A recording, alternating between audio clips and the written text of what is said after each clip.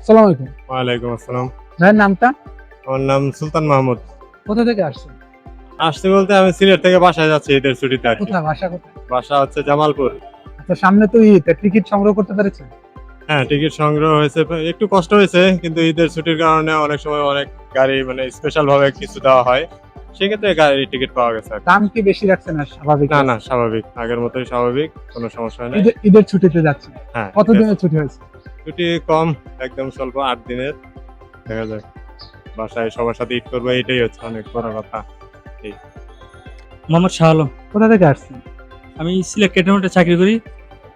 বাড়িতে যাবার ঈদের ছুটিতে ঈদের ছুটি। কতদিনের ছুটি হয়েছে? 10 দিনের ছুটি। পরিবার নিয়ে মনে হয় ঈদ করবো, খুব আনন্দ লাগতেছে বাড়িতে যাওয়ার জন্য।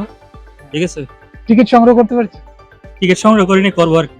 আচ্ছা, টিকিটের যদি বেশি ভাড়া চাওয়া হয় তাহলে আপনি কি করবেন? অতিরিক্ত ভাড়া তো মনে করেন ছাওয়াটা এটা ভালো না, ঠিক আছে।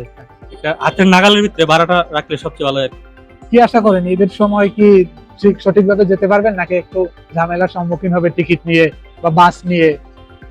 বাস টাইম হলে আসছি আর কি, হন থেকে মনে করেন আপনার এই বাস টাইম হলে টিকিট পাই কিনা। যাত্রী চাপ তো এই সময় একটু বেশি থাকে। জি জি। তো আপনার বাসা কোথায়? ব্রাহ্মণবাড়িয়া। ব্রাহ্মণবাড়িয়া যাচ্ছে। জি জি।